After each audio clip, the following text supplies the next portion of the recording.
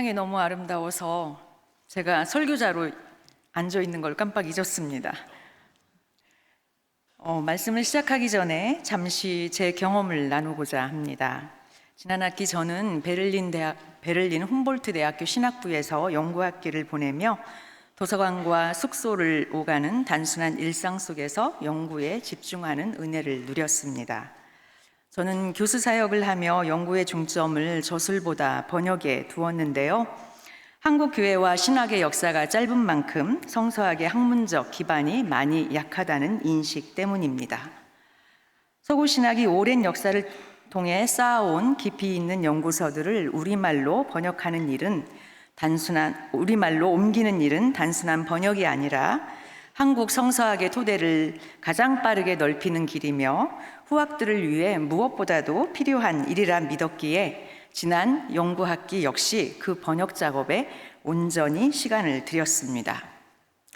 더불어 신학의 나라인 독일에서 하나라도 더 보고 배워 우리 학생들에게 전하고 싶은 마음에 기회가 닿는 대로 구약학 학술 모임에도 참석했습니다.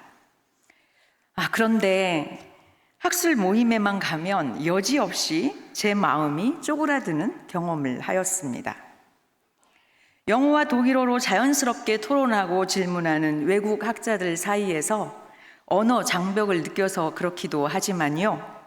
무엇보다도 그들 사이에서 제가 하고 있는 일이 너무나도 하찮게 보였기 때문입니다. 휴식 시간이 되어 개인적인 인사를 나누게 되면 주로 제게 무슨 연구를 하고 있느냐고 물었는데 독일 신학책을 한국어로 번역하고 있다고 답하면 다들 참 대단하다고 칭찬해 주었습니다. 저도 당신은 무엇을 연구하시냐고 되묻죠. 그러면 그들의 대답은 한결같이 이런 책을 쓰고 있습니다. 저런 책을 집필 중입니다. 라는 것이었습니다. 그 말을 듣는 순간 제 머릿속에는 저 사람들은 다 자기 책을 쓰고 있는데 너는 저들의 책을 번역이나 하고 있냐? 하는 질문이 일어나며 갑자기 제 자신이 초라해 보이고 작아지기 시작했습니다. 날마다 하나님께 감사와 찬양이 넘치던 귀갓길이 그날은 탄식으로 바뀌죠. 그리고 하나님께 따지듯 말합니다. 하나님, 제가 그리스도인이 되지 않았다면 이런 초라함은 겪지 않았을 텐데요. 왜 우리는 하나님을 아는데 나중된 자가 되어 이렇게 서구 신학에 뒤처져 그들을 따라가기만 해야 할까요? 이런 질문과 탄식으로 여러 날을 우울하게 보내기도 했습니다. 그러다가요, 강의실에 들어가면 상황은 완전히 달라집니다. 여러분, 독일 신학교 강의실에 학생이 얼마나 될 거라고 생각하십니까? 제가 참여한 구약학 세미나에는 많아야 10명, 그마저도 절반은 평생교육 시니어 학생들이었고 대체로 4-5명만 앉아 있었습니다. 저를 초대하신 구약학 교수님은 독일 신학이 용성하던 시대를 떠올리며 지금은 학생이 거의 없다고 한탄하셨습니다. 역설적이게도 신학의 나라 독일 신학교에서 저는 우리 학교의 가치를 새삼 발견하게 되었습니다. 세상 어디에 이렇게 많은 학생이 모여 하나님을 예배하고 있을까요? 하나님께서 많은 학생을 이 학교에 보내셔서 하나님 나라의 일꾼으로 준비시키고 계시는구나 하는 깨달음에 가슴이 벅차오르며 감사하지 않을 수 없었습니다. 이렇게 독일에서 연구학기를 보내며 장신대에서의 교수 사역에 대한 의미를 새롭게 확인하였지만 그러나 서구 학자들 사이에서 느낄 수밖에 없는 나중된 자의 경험으로 인해 저는 오늘 본문 말씀에 관심을 기울이게 되었습니다. 예수님께서 천국은 이와 같다는 말로 시작하며 들려주신 포도원 주인 또는 포도원 일꾼 비유입니다. 포도원 주인은 이른 아침에 품꾼들을 불러들이고 9시, 정오, 3시, 심지어 5시에도 장터에서 놀고 서 있는 사람들을 포도원 품꾼으로 들여보냅니다. 저녁이 되자 늦게 온 사람부터 품삯을 주는데 놀랍게도 1시간 일한 사람에게 하루 품삯인 1데나리온을 주었습니다. 겨우 하루 1시간 일한 사람에게 하루치 품삯을 지불하니까 먼저 온 자들이 우리는 더 받겠지라고 기대하는 건 당연하죠. 그러나 포도원 주인은 그들에게 1데나리온만 줍니다. 이 비유가 우리를 매우 불편하게 하는 것은 하루 종일 뙤약볕 아래 수고한 자와 서늘한 저녁에 와서 1시간 일한 자를 동등하게 여긴다는 데 있습니다. 그래서 먼저 온 일꾼들은 포도원 주인을 원망하며 불평합니다. 그런데 주인은 약속대로 했으니 자기는 잘못한 것이 없노라고 선한 자신을 향해 왜 악한 눈을 하고 있느냐고 먼저 온 자들을 나무라는 듯 합니다. 이 비유는 이와 같이 나중된 자가 먼저 되고 먼저 된 자가 나중되리라는 예수님의 말씀으로 마무리됩니다. 예수님은 이 비유로서 무엇을 말씀하시고자 하는 것일까요? 비유 속 먼저 온 자들을 자세히 들여다보면 누가복음 15장의 탕자의 형인 큰아들과 상당히 닮아 있습니다. 탕자가 모든 것을 허비하고 돌아왔을 때 아버지가 베푸신 은혜를 못마땅하게 여겼던 탕자의 형처럼 포도원에 먼저 온 자들도 1시간밖에 일하지 않은 사람에게 자신과 동일한 품삯을 주는 것이 부당하다고 항의하며 나중 온 이들에게 은혜를 베푸는 포도원 주인을 받아들이지 못합니다. 그래서 탕자의 형이나 포도원에 먼저 온 자들은 하나님의 은총이 당연히 자신들의 몫이라고 여겼던 사람들, 곧 율법을 기준으로 스스로의 우월성을 확신했던 바리새인과 율법학자들을 가리키는 것으로 보입니다. 그들은 율법을 알지 못하는 사람으로 여겨지던 세리와 죄인, 심지어 이방인들에게까지 하나님 나라를 선포하시는 예수님을 받아들이지 못한 사람들이었습니다. 이렇게 보면 이 비유의 핵심은 예수님의 하나님 나라 선포가 택함을 받았다고 스스로 확신한 자들만을 위한 것이 아니라 그들의 기준 밖에 있는 이들에게도 똑같이 열려 있다는 사실에 있는 것 같습니다. 이때 하나님이 공의로우시냐 하는 문제가 제기될 수 있죠.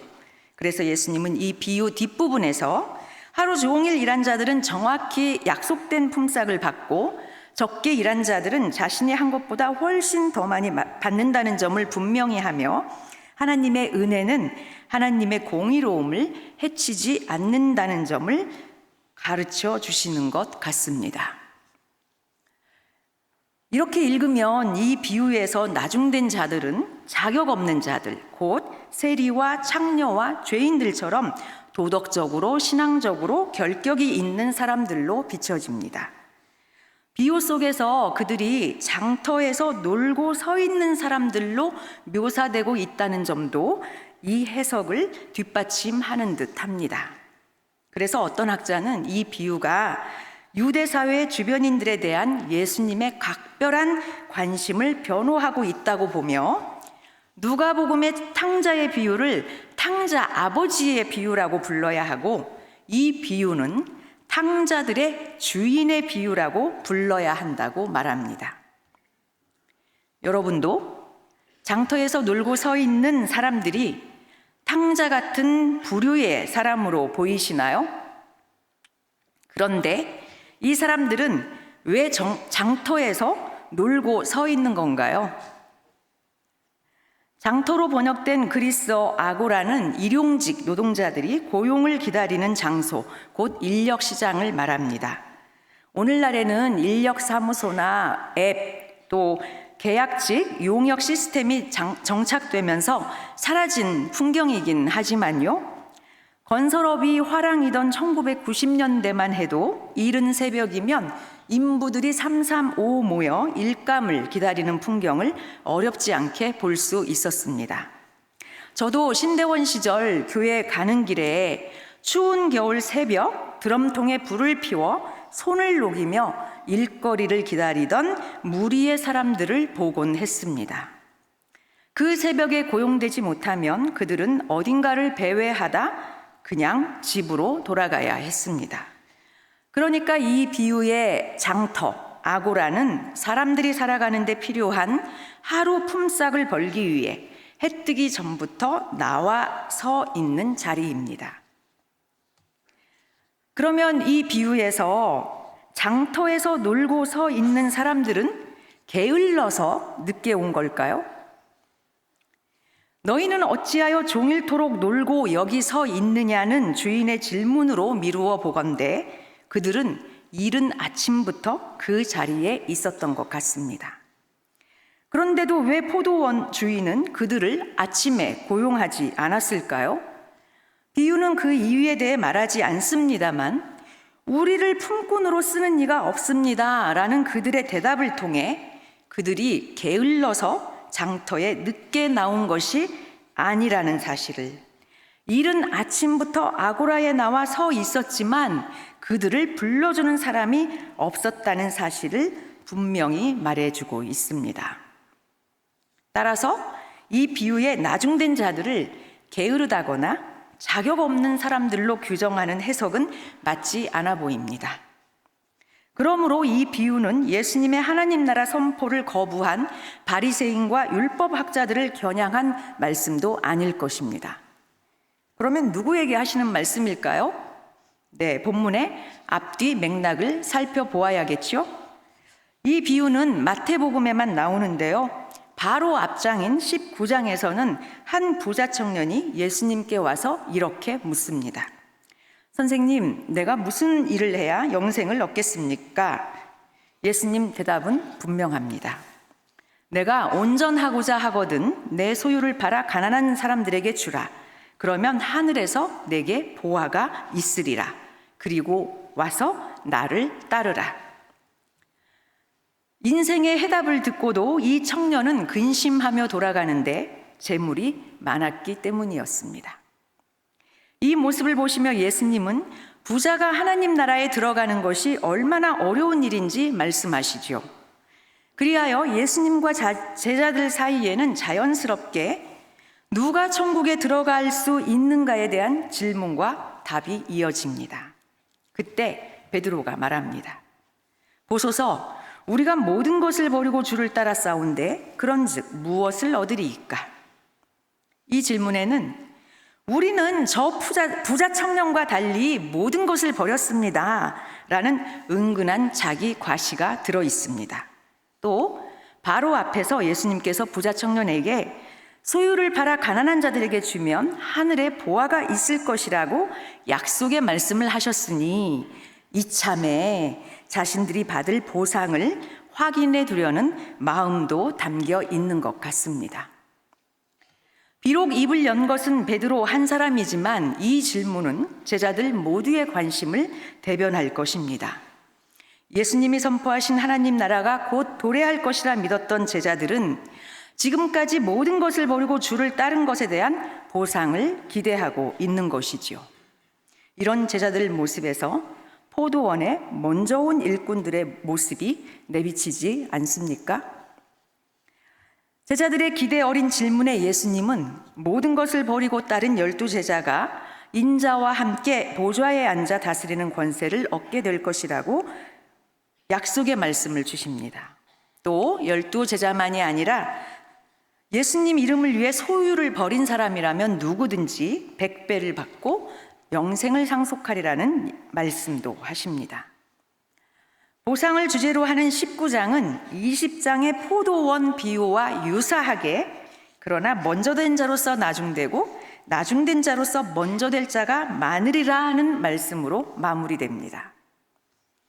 이렇게 두 본문이 유사한 방식으로 끝난다는 점, 그리고 19장에서 제자들이 품었던 보상 기대와 20장에서 먼저 온 품꾼들이 품은 기대가 겹쳐 있다는 점을 종합해 보면 20장의 포도원 품꾼의 비유는 19장에서 우리가 모든 것을 버리고 주를 따라 싸운데 그런즉 무엇을 얻으리이까? 라는 제자들의 질문에 해주신 답을 비유 형식으로 확장 전개하여 다시 한번 답을 해주신 것이라 이해할 수 있을 것 같습니다. 제자들이 모든 것을 버리고 예수님을 따른 것에 대한 보상에 얼마나 깊이 마음을 두고 있었는지는 이어지는 장면에서도 분명하게 드러납니다. 포도원 품꾼 비유가 끝나자 예수님은 예루살렘에서 자신이 당하실 일을 제자들에게 말씀하시는데, 그 말씀을 채 마치기도 전에 세베대의 아들들의 어머니가 두 아들을 데리고 와서 청합니다. 주의 나라에서 하나는 주의 오른편에, 하나는 왼편에 앉게 하소서. 이 말을 들은 10 제자들이 두 형제에게 분이 여겼다고 합니다. 왜 그랬을까요? 그들 역시 마음속 깊은 곳에 자리와 서열, 더 큰 보상에 대한 욕망을 품고 있었기 때문입니다. 겉으로 말하지 않았을 뿐 제자들 모두가 같은 보상을 갈망하고 있었던 것이죠.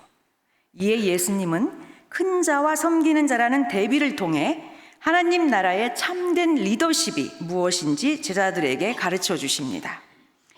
이와는 또 다른 방식으로 그 앞에 있는 포도원 비유에서는 먼저 온 자와 나중 온 자를 대비시키며 제자들이 품었던 보상에 대한 질문에 응답하십니다. 다시 말해 이 비유는 모든 것을 버리고 예수님을 따르던 제자들에게 예수님의 공생애가 거의 끝나가던 때, 달리 말해 제자들이 졸업할 무렵 들려주신 말씀입니다. 그래서 저는 이 포도원 비유가 바로 지금 졸업을 앞두고 있는 신학대학 4학년과 신대원 3학년 여러분에게 특별히 새겨볼 만한 말씀이라고 생각합니다. 졸업을 앞두고 계신 여러분, 지금 여러분의 마음에는 어떤 생각이 자리하고 있습니까? 주님, 지난 4년 혹은 3년 동안 정말 열심히 공부했습니다. 최선을 다해 준비했습니다. 그러니 이제 저를 귀하게, 크게 써 주십시오. 혹시 이렇게 기도하고 계신 것은 아닌가요? 이러한 여러분의 기도와 소망은 표현은 다를지라도 우리가 모든 것을 버리고 주를 따랐나이다. 그런즉 이제 우리가 무엇을 얻으리이까? 라고 물었던 베드로의 질문이나 나의 이 두 아들을 주의 나라에서 하나는 주의 오른편에 하나는 왼편에 앉게 하소서라고 청했던 세베대의 아들들의 어머니의 바람과 크게 다르지 않을 것입니다. 그런데 여러분, 오늘 예수님께서 들려주시는 포도원 비유는 어떤 이는 이른 아침에, 어떤 이는 정오에, 또 어떤 이는 해질 무렵에 포도원 품꾼으로 들어가는 모습을 보여줍니다. 여러분 모두가 다 이른 아침에 포도원에 들어가 일을 하면 좋을 텐데요. 문제는 나중에 포도원에 들어가는 사람도 있다고 말합니다. 그들은 겨우 1시간 일하고 나머지 시간은 장터에서 놀고 서 있습니다. 장터에서 놀고 서 있는 시간은 결코 쉽지 않은 것 같습니다. 왜냐하면 일할 의지는 있는데 기회가 주어지지 않았기 때문입니다.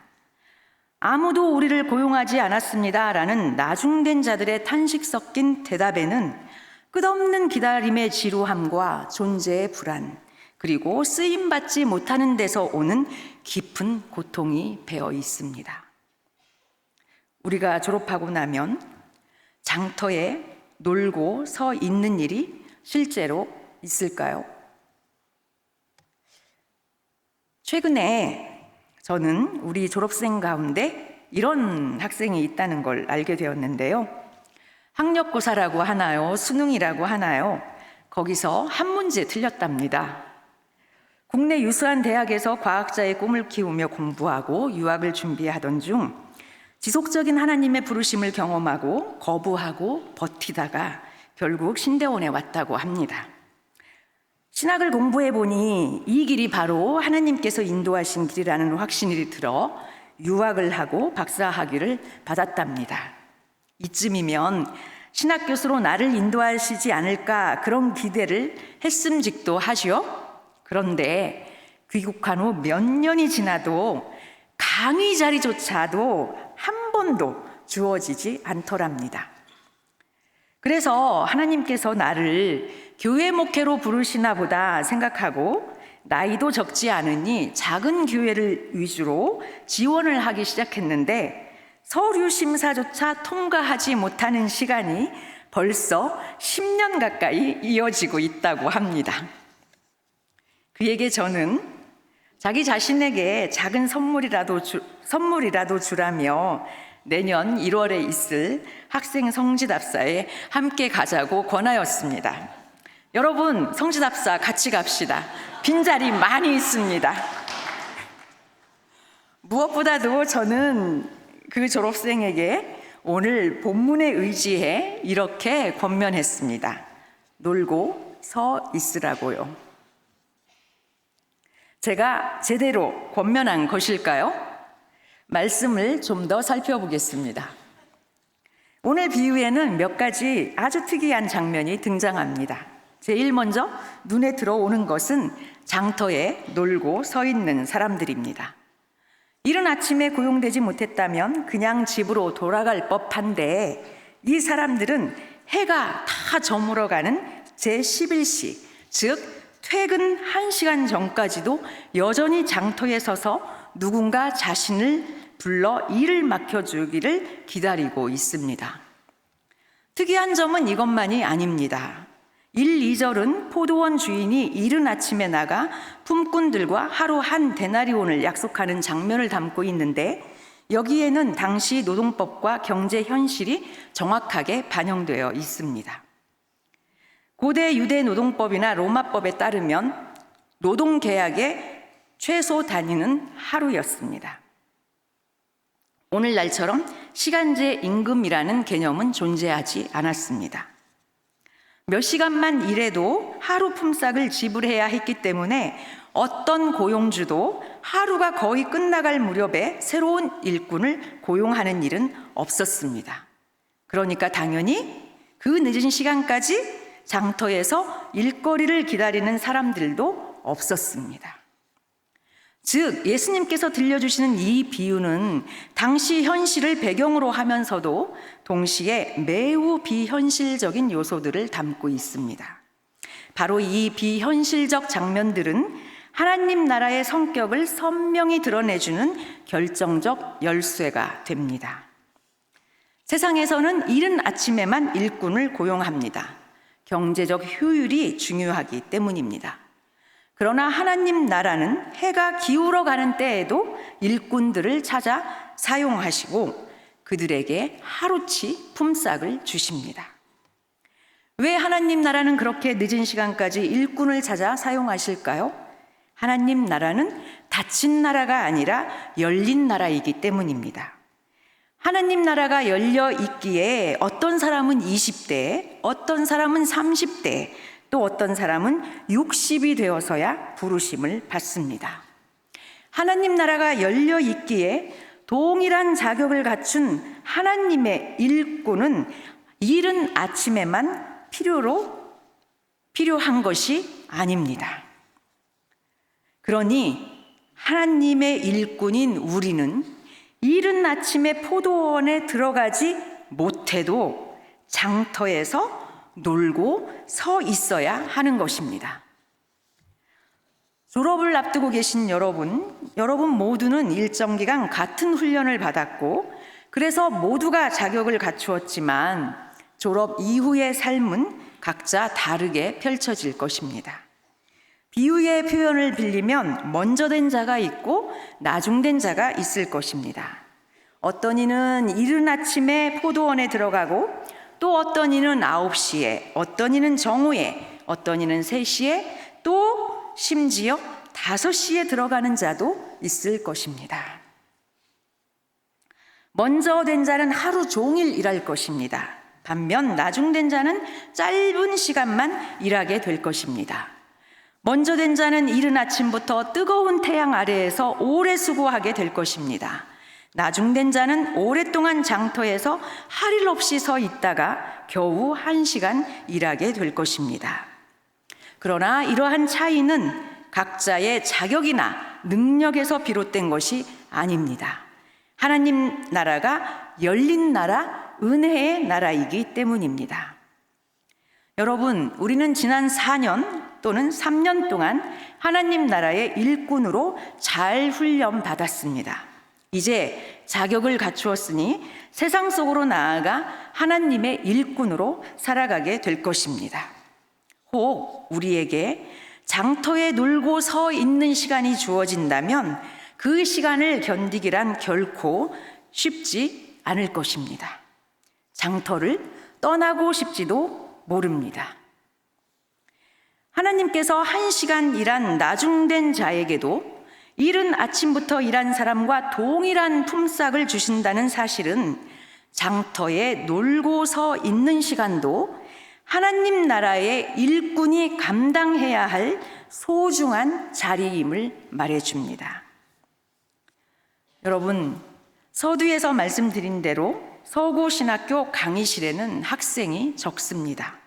교회가 일꾼을 필요로 하지 않기 때문입니다. 언젠가 신학생이 없다고 한탄하는 신학교가 아니라 지금처럼 하나님 나라의 일꾼들이 되고자 하는 학생들로 가득 찬 신학교가 되기 위해서는 지금 하나님의 일꾼으로 훈련을 마친 우리가 이른 아침부터 뙤약볕 아래 하루 종일 수고해야 할 것입니다. 뿐만 아니라 장터에서 놀고 서 있는 시간을 견뎌내야 할 것입니다. 먼저 된 자가 되든 나중된 자가 되든 우리 모두 각자의 자리에서 하나님 나라의 일꾼으로 최선을 다하고 하나님 나라의 일꾼의 삶을 포기하지 않고 힘써 일합시다. 오늘 감사 예배는 119회라고 합니다. 여러분은 모두 긴급 구호 부대로 훈련 받으셨습니다. 여러분이 계시지 아니하면 한국교회 죽습니다. 하나님께서 여러분의 모든 수고를 풍성히 채워주실 것입니다.